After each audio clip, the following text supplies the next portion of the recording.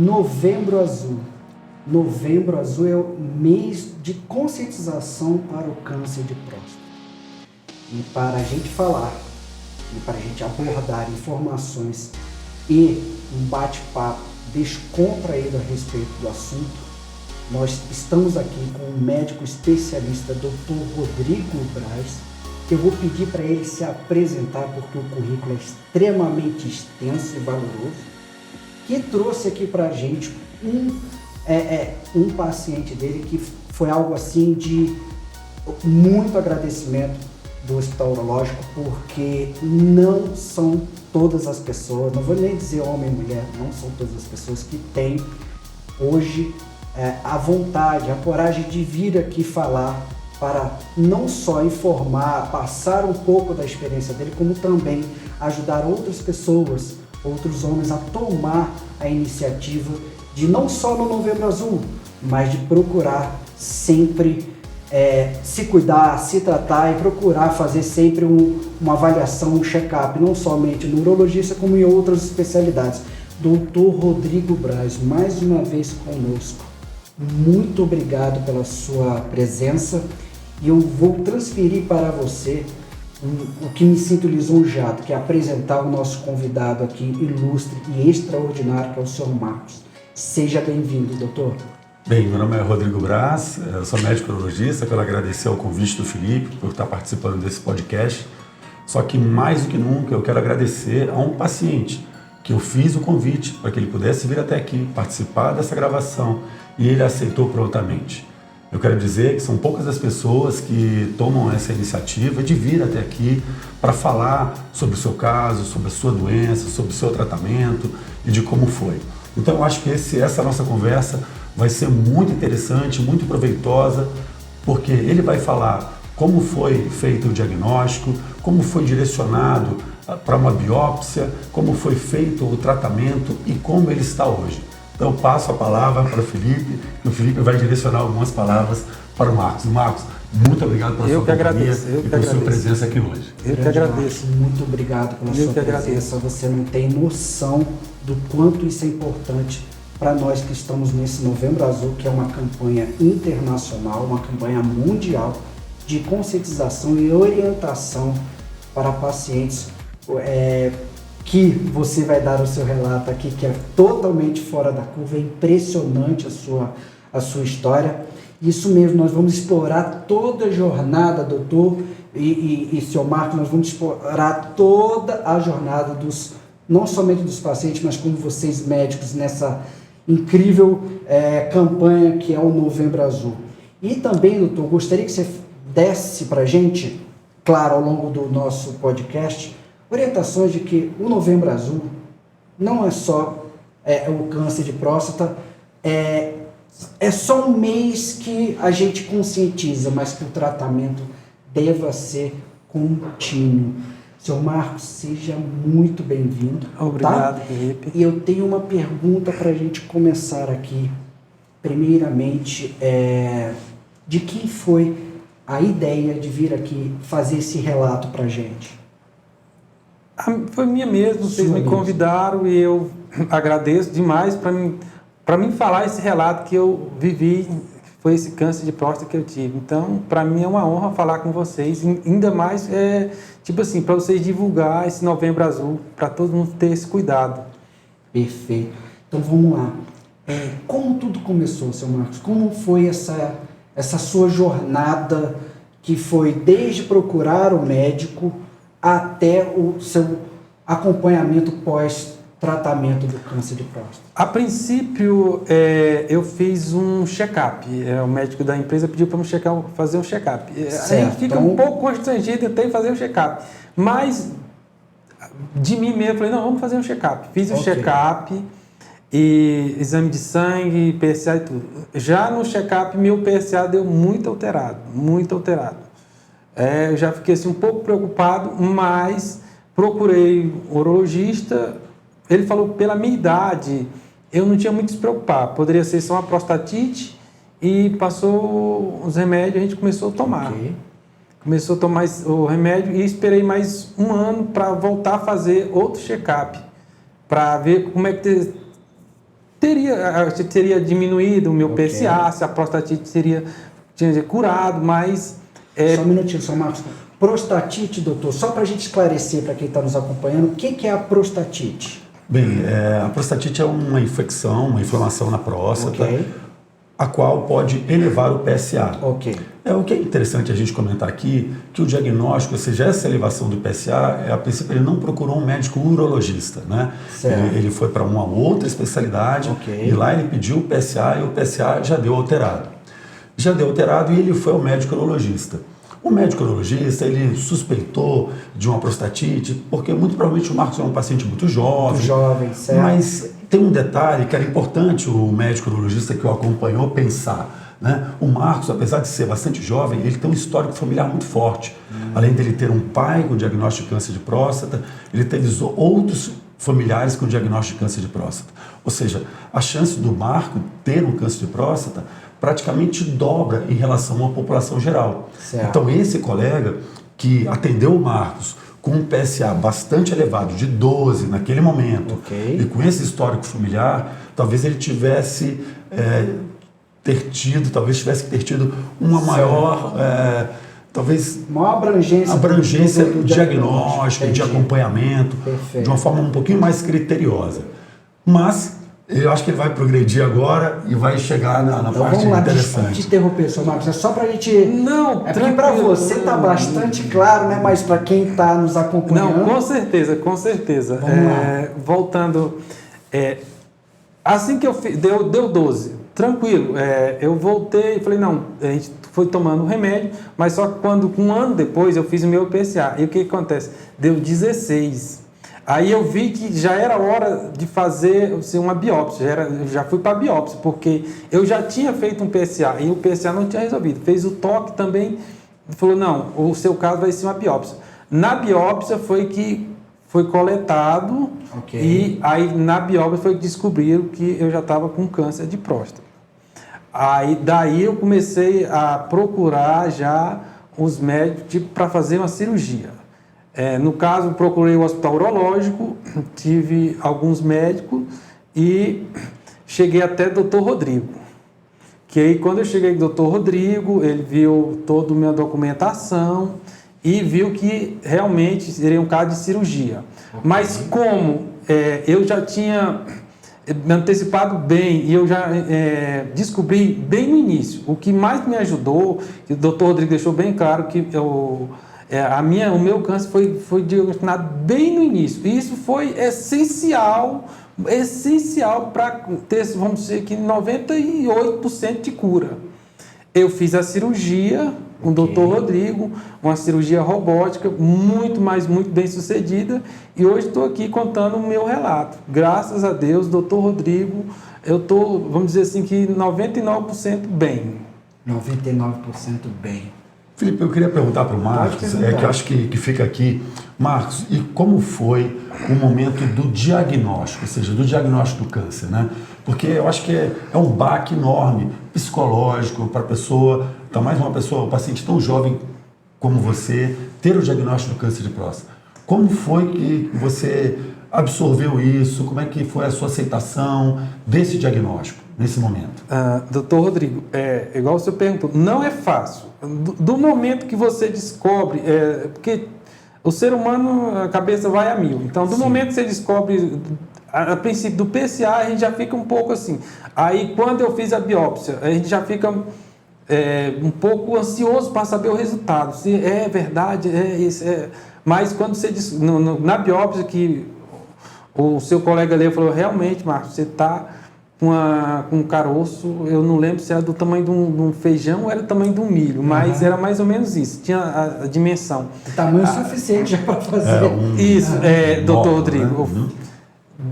Nossa, parece que o mundo da gente desaba naquele momento. Você vê você tem aquele problema, passa um filme na sua cabeça muito grande e você fica, sabe, muito assim, deprimido. Eu vou dizer assim, vamos dizer assim, muito deprimido, sabe? Você trabalha, mas você não está muito em si, que é um problema. O que vai acontecer comigo? No andar da biópsia, que eu tive os primeiros contatos com o senhor e com o oncologista, né? Eu comecei a ver, eles começaram a me explicar. Graças a Deus, eu fui muito bem atendido, passo a passo, explicando, e até a doutora falar para mim, olha, o seu caso é de cirurgia e é curável. Até chegar aí, você já começa a ter um fôlego melhor, você já começa a ter uma expectativa melhor. Você pensa que o seu caso é de cirurgia e é tratável. Então, o que o doutor Rodrigo passou para mim foi isso. Então, vai fazer a cirurgia e vai dar tudo certo. Como deu tudo certo. Mas, a princípio, quando você tem esse diagnóstico, não é fácil. Você tem que ter uma estrutura boa, tem que ter muita consciência, porque não é fácil mesmo. E como é que foi em casa com a sua esposa? Quem deu a notícia? Como que ela recebeu? Como foi o pós-notícia para a sua esposa? Na realidade, minha esposa, o doutor Rodrigo está de prova, minha esposa sempre acompanhou, ela sempre foi muito parceira, sempre do meu lado, toda consulta, todo exame, todo resultado, tudo ela estava do meu lado. Então isso é muito importante, principalmente a esposa, a família. Eu não passei muito isso para minhas famílias, para meus filhos, porque tipo assim, ainda são um pouco menor, mas minha esposa sempre teve a par de tudo. Desde o início do PSA até a cirurgia, ela teve sempre comigo. Isso é muito importante. Parte da família, principalmente da esposa, tá ali com uma pessoa que tem, porque não é difícil, um resultado difícil, mas como você tem uma pessoa do seu lado ajudando, fica mais tranquilo, mais fácil para você resolver esse problema. Você já sabia que a questão de ter tido, como bem colocado pelo Dr. Rodrigo, ter tido casos na família, isso era um fator que aumentava muito o seu risco? Eu vou falar sério, eu não tinha esse conhecimento. Tipo assim, como meu pai já teve o câncer, eu tinha um pouco de conhecimento. Depois que um dos meus familiares falaram, olha, depois dos 45, todos os meus irmãos têm que fazer o PSA, porque lá em casa meu pai teve. Então, eu pensava, depois dos 45 é que eu vou procurar, mas graças a Deus eu procurei antes e tive esse resultado bem antecipado, porque senão... Para a gente definir então aqui, deixar claro, você procurou com qual idade? 41 anos. 41 anos. Quando a orientação normal era para 45. E se de repente aos 45 você começasse, de repente era tarde demais. Com certeza. Eu lhe garanto, com certeza, se eu fosse procurar os 45, eu não teria a chance de cura igual o doutor Rodrigo me falou. A chance era, sabe, eu não seria nem...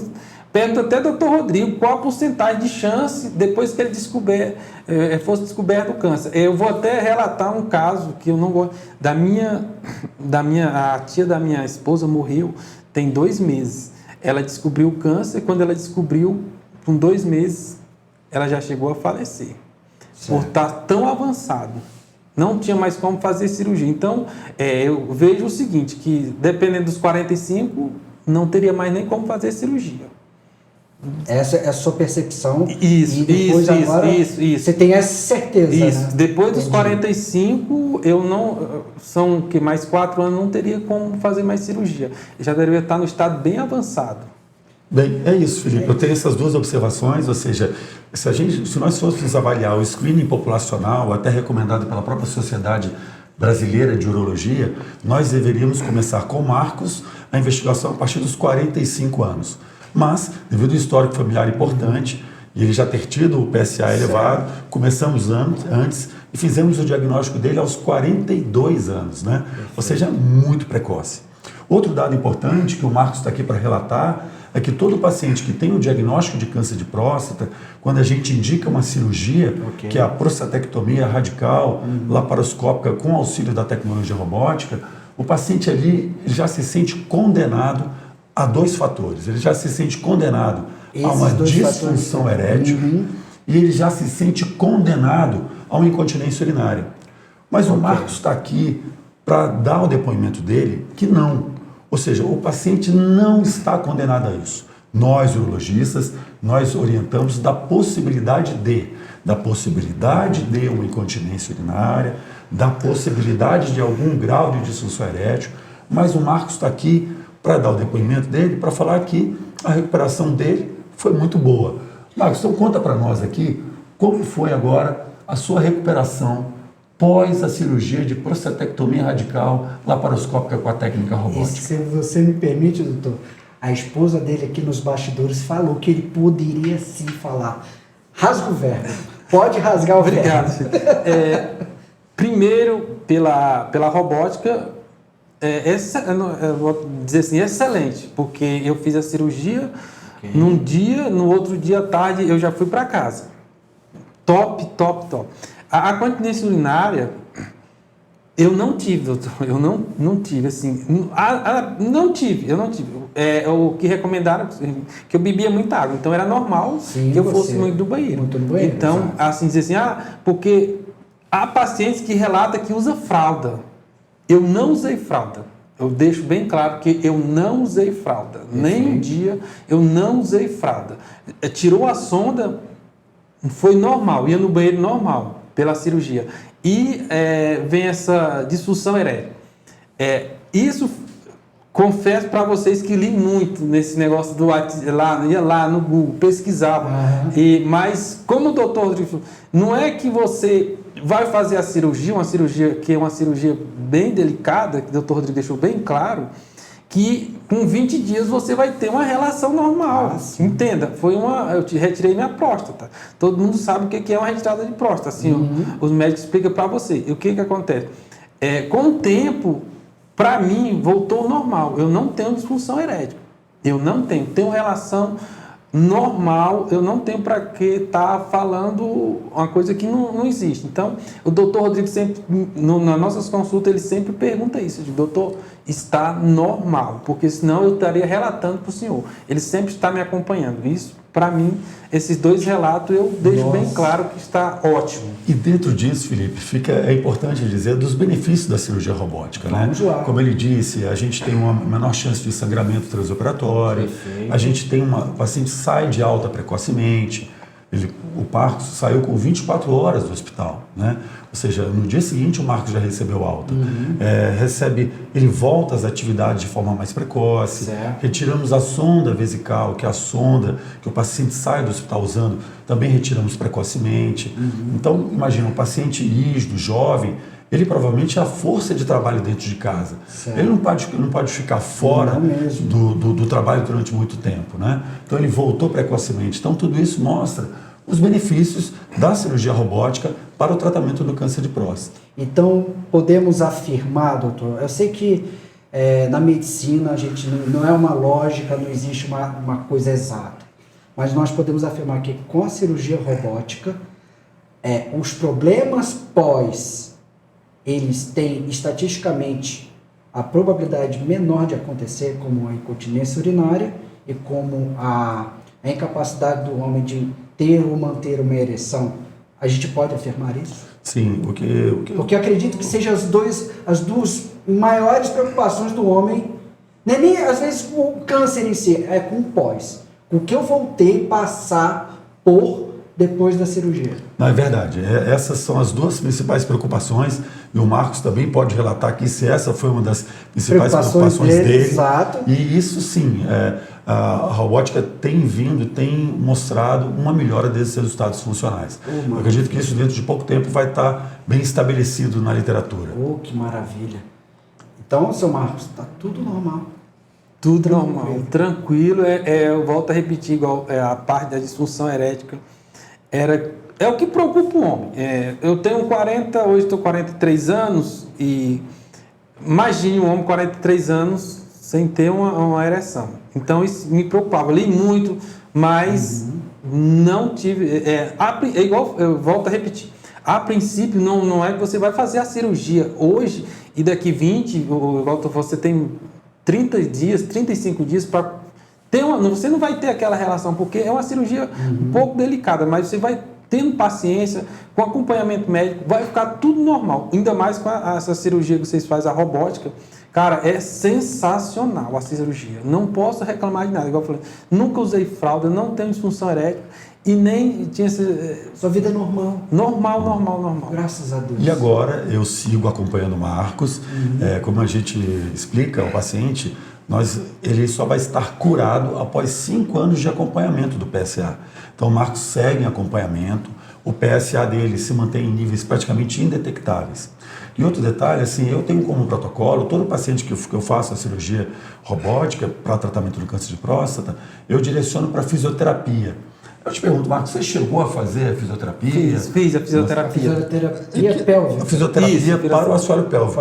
E que acaba ajudando também ainda mais nessa recuperação precoce. Nós, inclusive, ano passado, gravamos um podcast com as fisioterapeutas, né? E falamos do benefício da realização da fisioterapia para a reabilitação ainda mais precoce do paciente submetido à prostatectomia radical. É tão importante, né, doutor? Porque uma coisa somos nós querendo passar informação para os profissionais. Outra é quem passou por isso. Né? E como é que foi isso? A gente agora, como é que é agora, o que você está aí? Pronto, agora o Marcos está com vida normal e eu sigo acompanhando o PSA do Marcos. Eu solicito um PSA a cada 3 meses. Cada vez que ele vai numa consulta, ele já sai com um pedido de PSA para que realize em 3 meses. Faço outros acompanhamentos também, acompanho toda a parte laboratorial do Marcos, a parte hormonal, e agora eu sigo acompanhamento. Perfeito. Seu Marcos, muito obrigado. Eu que agradeço. Olha, foi realmente, não foi nem esclarecedor, foi envolvente, foi algo assim, olha, não vou nem dar parabéns, vou falar assim, cara, você tem coragem. Muito obrigado por essa coragem, espero que outras pessoas sejam motivadas, outras pessoas tenham a mesma coragem. Não precisa vir para falar, relatar, mas a maior coragem é, procure sim, faça o check-up, comece seu acompanhamento cedo, não deixa para participar de estatísticas, muitas delas, né, doutor, estatísticas às vezes muito ruins, e sem palavras aqui para te agradecer, Marcos. Foi espetacular. Eu quero agradecer agora, Marcos. Muito obrigado pela sua companhia, pelo seu depoimento. Obrigado por ter vindo até aqui. Né? Afinal, é o tempo dele. Hoje nós estamos no período vespertino, um horário de trabalho. Ele saiu do trabalho dele para vir contribuir. E eu tenho certeza que o Marcos contribuiu hoje aqui nesse podcast para orientar muitos homens a se encorajar a procurar um médico urologista para que faça os exames preventivos, que não é nada demais. E o diagnóstico precoce, a gente tem uma chance de 95% de cura com o diagnóstico precoce. Gente, então, é uma porcentagem, faça parte dessa porcentagem, né? Seu Marcos, um grande abraço, dê um abraço para a esposa do seu Marcos, está aqui conosco, ela está aqui nos bastidores e super incentivou ele, então... Muito obrigado. Muito obrigado a todo mundo. Eu que agradeço.